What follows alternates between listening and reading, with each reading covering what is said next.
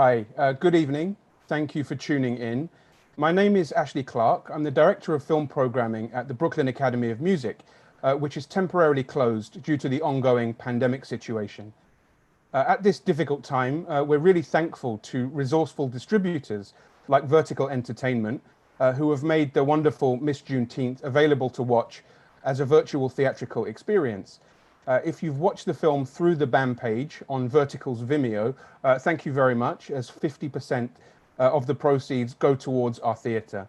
I'm really excited to be in conversation this evening with the writer and director of Miss Juneteenth, Channing Godfrey Peoples, and we're going to come to that conversation very soon. But I first wanted to mention that we would love for you, the audience at home, to contribute your own questions for Channing in the chat bar to the right of your screen.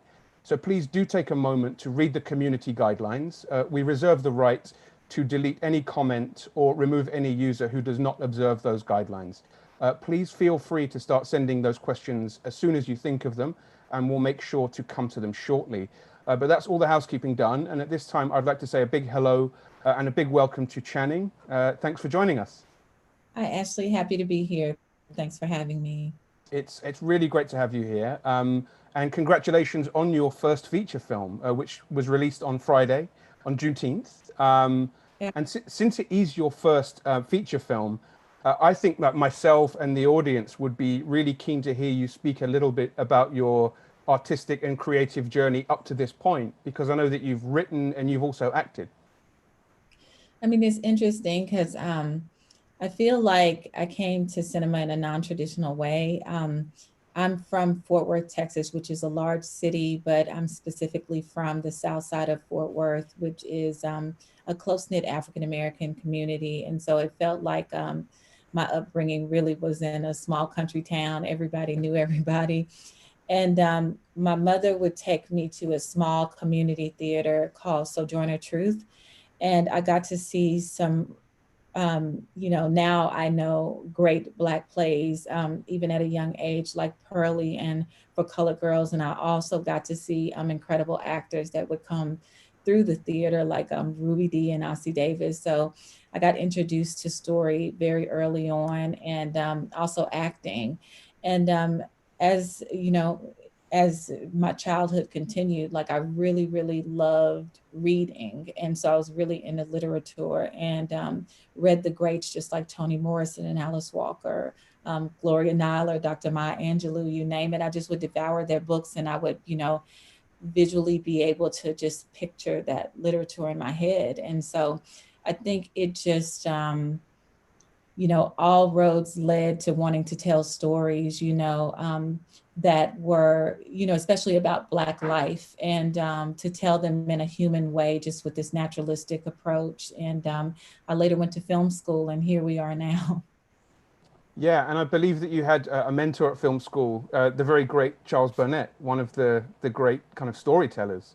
Um, Oh, I'm sorry to interrupt. Not at all. I'd just love to hear like what it was like to work with Charles, and in perhaps how that style of filmmaking, which seemed very apparent in your own film, it's very focused on the lived realities of Black people. It's very community focused, and how some of that work by the LA Rebellion and Charles Burnett might have been an influence to you. Yeah, I didn't have the good fortune of having Charles Burnett at film school. I went to the University of Southern California, but what I where I did encounter Charles was there is a program called Austin Film Society, which is put together and founded and led by Richard Linklater. And so what they do is they nurture Texas filmmakers. And I was lucky in a way because I got a grant from AFS, but they do an intensive every year. And they asked me who I wanted my mentor to be. And, I just threw out Charles Burnett. Like now I look at it and I'm like, did you seriously just say that? Like, it was a little bold, and I thought that it would never happen. And lo and behold, they brought him down for the intensive. And, you know, there's not a lot that I can say other than I just, for that entire weekend, probably just stared at him starstruck, and wanted to just soak up any genius that I could. He gave notes and things like that, but he's a master, and he's someone who's inspired my filmmaking in so many ways. And I'm grateful for him and other filmmakers, who really inspired me to be on this path. But back to you though, and I'd love to hear you talk about the idea for Miss Juneteenth. Where did the seed for this story come from in the first place? Yeah, I mean, it's interesting because, many people now are just finding out about what Juneteenth is, but it was so much a part of my life, in Texas. And should I go ahead and describe what Juneteenth is for folks who aren't I aware? think it would be, as you said, like in the last week or so, that's probably the most mainstream national attention that Juneteenth has ever really had, under very complicated and difficult circumstances. But I think it would be really great if you could give some context for what the celebration is. Yeah, so Juneteenth commemorates the fact that the enslaved people in Texas didn't find out they were free until 2 years after everyone else. So the Emancipation Proclamation is in 1863, and the enslaved people in Texas didn't find out they were free until June 19th of 1865. So you put June and 19th together, and you have Juneteenth. And in Texas, it's commemorated in many ways, but often it's parades and blues music and dance. And, someone always you know, um, starts really the parade, or the way we celebrate after the parade with Lift Every Voice and Sing. And it's just really a time for the community to come together and commemorate our ancestors. And for me as a kid, it felt almost like a carnival. I would go and I would be able to see people I hadn't seen in a long time, and you have all these ways in which we're commemorating. But as an adult, it took on a different meaning. I've found out that it really was about our ancestors and commemorating their memories, whose freedom had been kept from them, as enslaved people, but also in this insidious way, kept from them another 2.5 years. Yeah, and in terms of the story specifically for your film, like it has a very, I mentioned specific earlier, it feels very rooted, it feels very lived in and culturally specific. So where did the story kind of grow out of? Was it something you workshopped? Was it something that you'd been working on for many years? Yeah, I mean, it's interesting because I didn't realize until, like I was saying, I attended graduate school in California, and I really didn't realize until I left Texas that Juneteenth, people really didn't know what it was. And I would say on Juneteenth, I'd say Happy Juneteenth to people, and they give me kind of curious stares. And so, I knew that it was something that I wanted to create an awareness around, and especially the Miss Juneteenth pageant, because that's the centerpiece of the Juneteenth commemoration. Um, Basically, if I didn't explain this already, the Miss Juneteenth pageant is a scholastic beauty pageant for young African American women to gain college scholarship. And for me, it was formative in a way because I remember going to see Miss Juneteenth and seeing all these like young, beautiful Black women on stage. And they were beautiful and confident and talented and intelligent. And for me, I felt like I was seeing myself, and I felt like I was seeing possibility, and I felt like I was seeing hope because I would see the hope on their face. And where most people were watching Miss America, like I had this real tangible example of like who I could be in Miss Juneteenth, and I think that that's something that stayed with me. And I really didn't realize how much it stayed with me really until I was like, okay, I have this idea for this film. And you know I wanted to marry this idea of Miss Juneteenth that was hopeful for me, and seeing it. And also, I wanted to tell a story about this Black woman with this dream deferred that has to find a new way, to reapproach that dream, and also, want something for herself. And it's, that's the central mother-daughter relationship that it hinges on is really beautifully done. And Black-centered mother-daughter relationships are not something that you see too often in cinema, and that's a real shame. So I was wondering, you mentioned the idea that the power of seeing yourself up on screen. How much was that really factoring into this particular story as well as you were driving it? You're thinking about representation. Are you thinking about Mhm. positive representation? Is that causing you issues when you're writing the script, because ultimately the film is very complicated and nuanced, and it's not everybody in a wonderful light all the time. It's very nuanced. So I'd love to hear you speak about kind of developing the script along those lines. I mean, I love that. No, thank you for saying that. That's big praise from you. Thank you. I don't, you know, I think as a writer, like there's that time, where you're getting moments of inspiration where, there's little things that are coming from everywhere. Like I just told you, I wanted Juneteenth to be in the backdrop. And, I had these nostalgic feelings about Miss Juneteenth. And, I wanted to, my work is typically about Black women taking a step forward, in their journeys and in their lives. And so I knew that a Black woman was the central character, And as far as the mother-daughter part of it, I really wanted to embrace, a mother who had these hopes and dreams for herself that are deferred, but now has these hopes and dreams for her daughter. And how do you reconcile those two?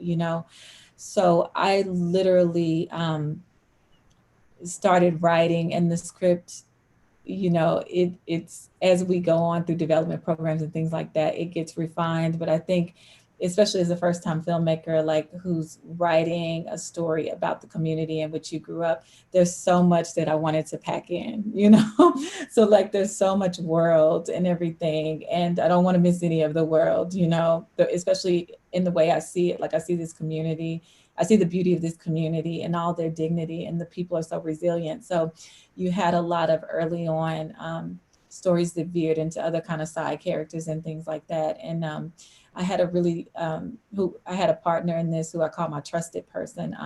My husband, Neil Creaky Williams, and I met at film school. And what we had in common was that we wanted to tell these we wanted to tell stories about Black folks in the South that, had this, that highlighted kind of these little known historical events, that were just chock full of the culture, and so we bonded over that. And he was my trusted person in this film because he was the person I could turn to and turn the story over, and knew that, he'd have the best intentions for the story.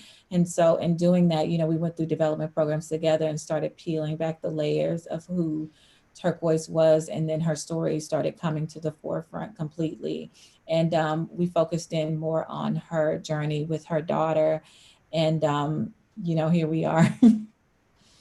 And what about for any aspiring filmmakers who are watching, if you could talk a bit about the nuts and bolts of getting the project off the ground, from a production perspective, because obviously, you have the script, you have the idea, you have your trusted person, and you've got everything you need to kind of get the idea going. But how do you turn that into a reality? Can you just share some things about that experience?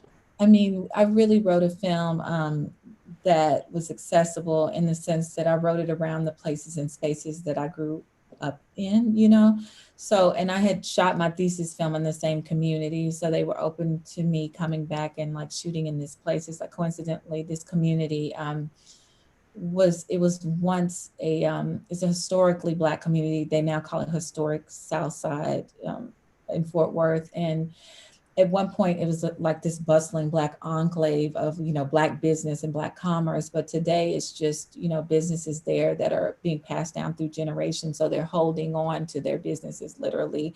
And gentrification has set in, and kind of is moving its way further and further in. And so I really wrote the film in the sense that I knew I'd have access, but I also from the sense that I wanted to preserve those places in a way, selfishly, because they had meant so much to me.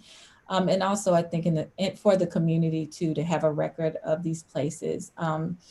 But I made something that I was making something that I felt like was accessible, and we were going to just jump in and make it ourselves if we had to, in this like really scrappy way. And then Neil had this idea. He's like, okay, well, we still want, whatever we do, whether we do it ourselves or not, we want the story to be the best that it can be. And so what we can do is send it out to different development programs for consideration, and also different competitions and things like that. And hopefully they'll give us notes back, and it'll strengthen the script. And then once we started getting into different development programs, the script started catching steam. And we went through Austin Film Society, which I mentioned. We've been through San Francisco Film and also Sundance Institute. what gave us, just, I can't talk about how much support they gave us, I can't quantify it, but it was like they basically, took us under their wings in a way and introduced us to our other producing partners who are David Lowry, James Johnston, and Toby Hallbrooks. And they then took the film to a financier who was Leyline, and it was greenlit by an African American executive, Teresa Steele Page, and that's how we got the film made. And that must have been a really important moment to have an African American executive greenlight the script. I mean, that's not like an incidental greenlight the project. Excuse me. That's not like an incidental thing. Did that make you think? Just again, in industrial terms, we speak sometimes about representation, and often that can really be about in front of the camera, and we sometimes forget to talk about decision makers as well, and people behind the scenes. So, what did that mean to you? I mean, it was a game changer because I think she also understood in a way elements that were important. Um, I can absolutely say it wasn't a situation where they were kind of bearing down on me to make things more marketable. Like the script was, um, it literally was greenlit on the strength of the script. Like there was never any cast attached, in order for it to be greenlit. They basically said, okay, we'll make the project and do it how you want to do it. I was able to choose cast based on who I felt was best for the roles. And I realize now that's really special. I mean, she's also listed as a producer, and she was able to say too, like when we were finding the opening for the film, which is a little bit different than the way it was scripted. I did know that Lift Every Voice and Sing was like so important for this film, just because like I I think as an artist, I'm approaching things as authentically as possible. And Lift Every Voice and Sing is just the way Juneteenth gets opened every Juneteenth. So Teresa at one point was like, we have to have that song. She like, that was her opinion about it. And I'm appreciative of that. Representation is entirely important, in front of, behind the camera, and in the executive office, important. Thank you. So I'd like to just remind the audience that we're accepting questions. If you do have any, just pop them in the YouTube chat bar, and we'll get to some of those in a moment. But you spoke, Channing, of casting, and Nicole Bihari gives an amazing performance as Turquoise Jones. Yes. Can you talk about her coming on board, and how that affected the project, how great that must have been, and perhaps just a little bit about your working relationship with Nicole?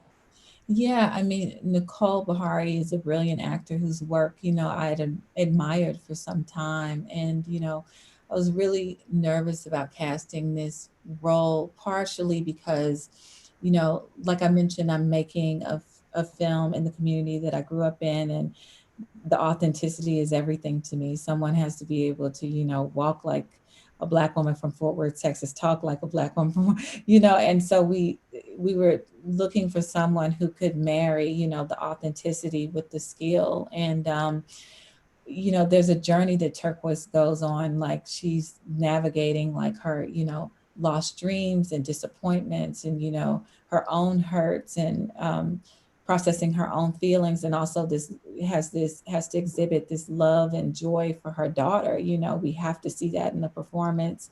And so I really was looking for someone who could bring that nuance to the role, and also someone who, I have this interesting thing that I love to explore as a director. Like I love to be able to let actors just be able to sit in moments. And I always end up some kind of way using those little human moments. So it's going to take me a minute to call cut. Yeah. So I really was looking for someone who could navigate that. And I saw her, it was important to me to as well to have people read for the role, just because it was so specific and so authentic. And I saw her read, and it just made me lean forward. I knew her work, but I needed to see her in this role, and I saw her as Turquoise, and I was like, yeah, we can do this.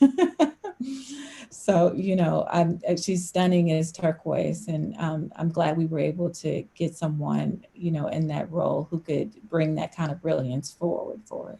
And she's also, I mean, as someone who's seen her in different parts on television, and occasionally in smaller roles Mhm. in films, I can't think of the last time that I saw her in such a prominent leading role, which is really important as well, right? Yeah, I think it's absolutely important. And I think that's part of my mission as a human being and as an artist is that, I was mentioning earlier how I came to cinema and, that community theater background and that literary background. Like I got to imagine Black women in like these prolific, like multi-layered roles, like I wanted to be able to offer meaty roles and I'd seen them in my head and I wanted to be able to write them, and it's important to me to continue to be able to do that in my career. There's so many like African American actors who are just, women that are just doing the work and who are brilliant and, who I want to be able to put into like nuanced roles. So I'm happy to be able to do that. Thank you. We have an audience question here from Tiffany, which says, loved watching Miss Juneteenth and felt the characters were relatable in a lot of ways. Is there a subtle commentary there on church culture? I like Kai and Turquoise moments in church, very funny. I grew up. I grew up going to the church, so maybe there is like some subtle commentary there. I literally will write my characters, and at some point they like start to lead. I'll give some examples of that later, but you know, there's obviously Charlotte, I think, who's Turquoise's mother, is informing, some of the things that Turquoise was navigating, after her win as Miss Juneteenth and even as a child. So she's there to, provide us, obviously to have the she's having this relationship with her daughter, and we kind of can see the cyclical nature in Turquoise's life, but she's also there to provide background. And in a way, we were asking a question about each of the characters because we were dealing with this theme of freedom and this idea of freedom. And it's like, what does freedom mean for each of these characters? And, Charlotte, obviously, I don't want to give away the film, but church is like, is giving her a sense of freedom and, giving her a way to define herself in a new way. So I'm tiptoeing here because I'm tiptoeing around plot details, but I hope you got something from that. Thank you. No, that was great. I have another question here from Zainab. Apologies if this has been answered already. I'm not sure it has precisely, but could you talk about the script writing process and developing the plot and cultural themes? So maybe just a little bit more in detail about the act of writing the script. Yeah, I was mentioning earlier that the script started with so much more world, and then we came to decide that, and when I say we, my producers were supportive in giving notes and things like that. And then obviously the development programs were helpful. But, I realized at some point that Turquoise needed to be up front and center. And I think, as a writer, like I look, and I'm sorry if I'm repeating myself now, but I collect little ideas from everywhere. And I feel like at some point the characters start speaking. And I hope that doesn't sound too strange. But they, I develop them enough to the point where they're speaking and dictating where they want to go. And then obviously, you refine the script because you're marrying the script to some of the things that you're saying thematically. But dialogue is entirely like one of the most important things for me because, I was talking about how authenticity is my, number one. Like I have to be honest, I have to tell the truth. And so I literally write like I hear people talk and like I talk, I'm sure you'll hear it here. I'm trying to do my professional voice as much as possible, but the country will come out. But dialogue's important because it authentically puts you in a place of being able to really hear the characters and drop into their journeys. And so I really focus on dialogue quite a bit, and I worry about structure a little bit less than I should. Cool. And kind of related to that, it's a very like local film, and I'd love to hear you speak a bit more about the casting because obviously you have trained actors in there, but I wonder if you also just worked with people in the local community and got people in that you knew. It seems like such a rich sense of community in there. Oh, absolutely. When you talk about legacy, there's a shot of my mom and there's a shot of my daughter. You know, I mean, it was definitely, you know, it was a family affair at one point, but yeah, I have trained actors. You know, Nicole is obviously Juilliard trained, and you know, Kendrick Sampson has been on How to Get Away with Murder and Insecure and some other things. And then Alexis Chikeze, who plays the daughter, is a breakout. But we surrounded these actors with local actors, and I hate to even call them local actors because I think you know that's they're incredible actors. You know, I don't want to say that this is the only place they're working because that's just not true. But there's some wonderful people. Betty Ray, who plays, you know, the other waitress in the bar with turquoise, is played by Liz Michael, and Marcus Malden plays Wayman, the bar owner, and Lori Hayes plays Charlotte, and they're actors that just happen to be local, and but they were fantastic, and they came in and read for the roles, and it just made sense to me. Like we had the good fortune of having two casting directors. Chelsea Block cast Nicole and Kendrick, and then Buffalo Casting, which are local casting directors, filled in our local actors. But we also peppered it with community folks who actually, you know, frequent the bar, you know, and frequent these spaces. And that was important to me for the authenticity, but also to be able to authentically represent this community and show the beauty of this community. Thank you. I have another question from the audience here. Aside from Charles Burnett, who came up in conversation earlier, what other filmmakers have inspired you in your career? Mm-hmm. And actually, there's another question, and I think they both cover similar areas, but I'm interested in how you see your film in conversation with the canon of Black coming of age stories that are created by Black women storytellers. So both kind of speak to the same question, I think, in a way. That's such a big question.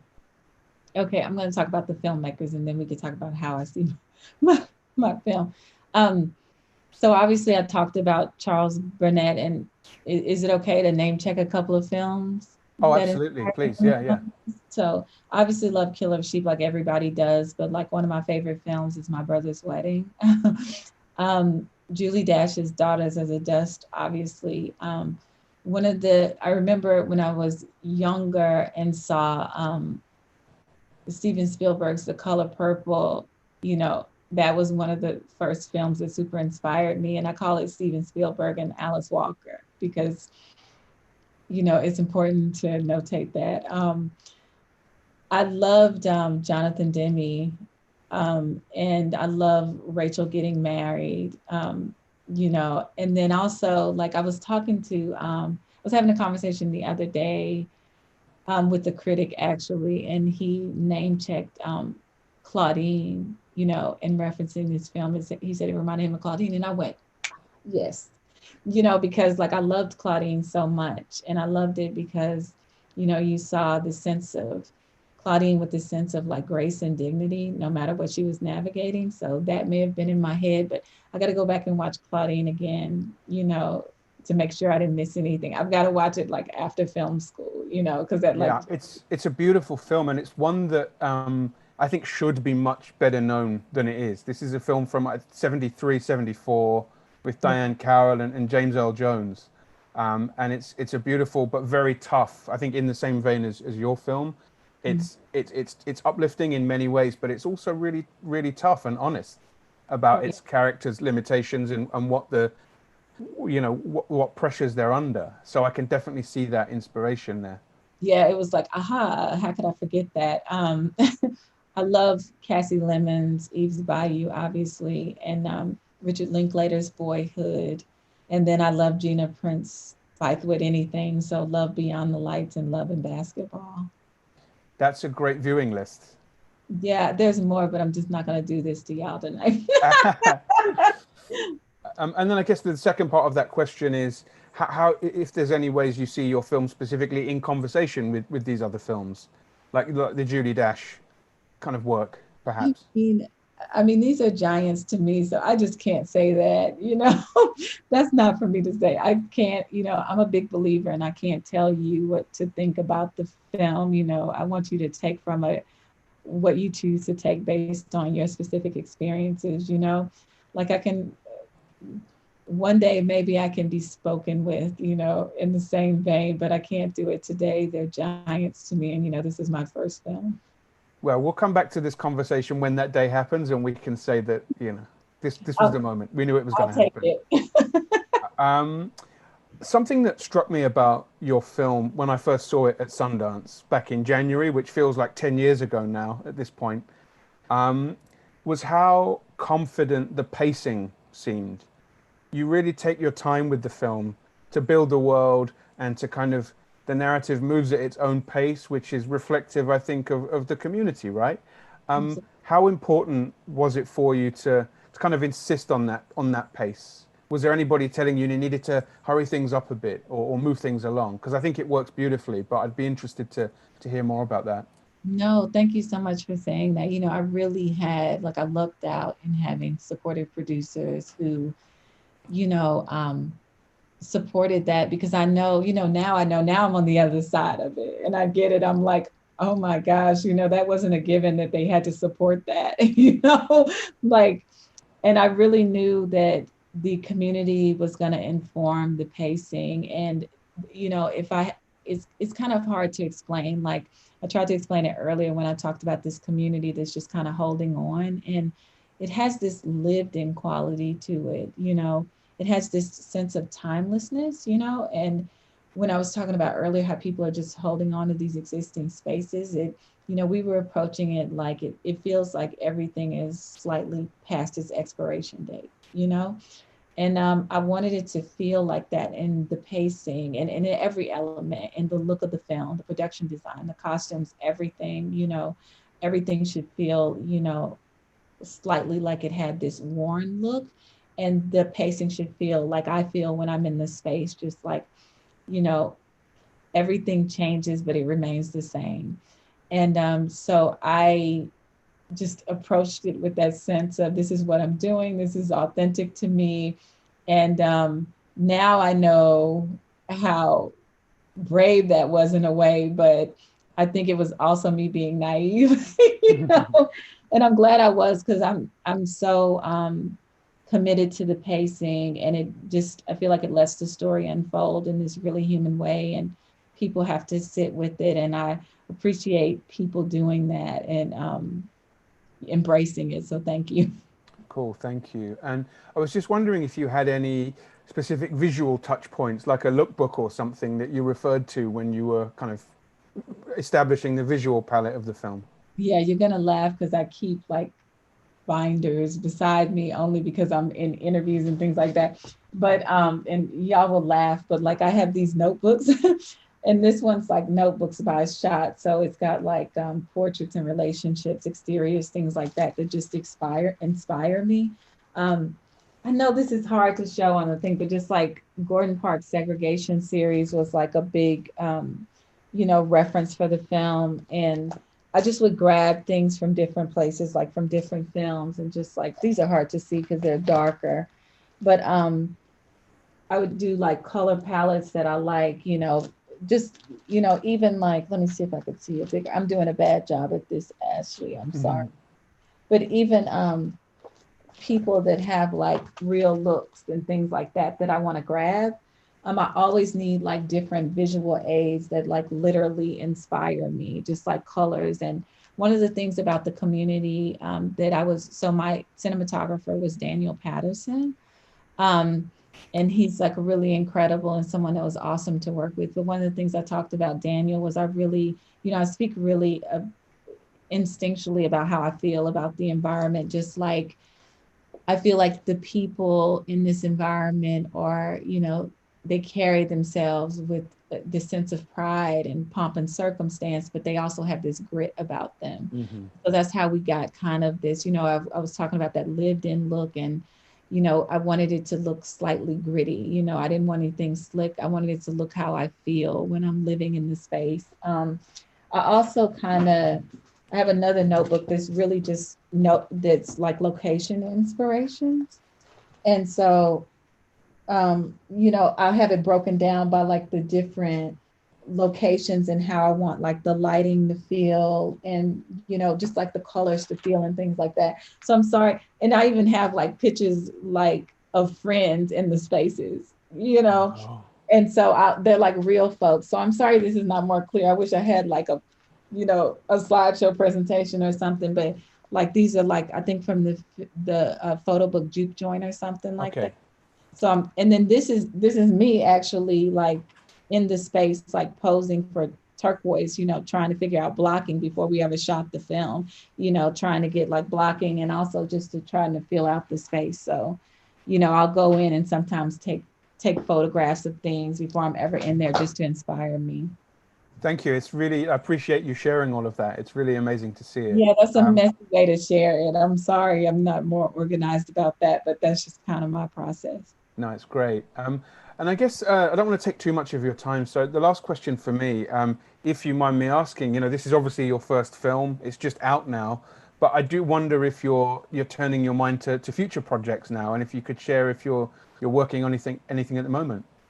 Yeah, I'm working on my next original now, and obviously nobody can talk about details yet until Mm. they get to a certain place. My characters are still talking to me, but I will tell you that the things that I've outlined about my work that I am typically making stories with Black woman leads and stories that have lots of world and lots of culture in them, and so it's in that same vein. And then I'm just right now, looking at other projects as a director, and hopefully I'll be able to, connect with folks on their projects as well. And I'm also interested in directing television and at some point writing and directing. I've written for television before, but, my own kind of series. So, lots of ideas rumbling around, and I've read a lot too, so that helps. So watch this space, essentially. Yep, we'll see. Cool. Well, I'd like to just say thank you once again to Vertical Entertainment. Thanks to everybody for watching at home and for your questions. Most of all, thank you so much, Channing, for joining us tonight. Really appreciate it. And everybody, please watch Miss Juneteenth, spread the word about it, tell your friends, tell your family. The more people that see this beautiful piece of work, the better. So thank you so much, Channing. Thank you. Okay. Good evening, everyone.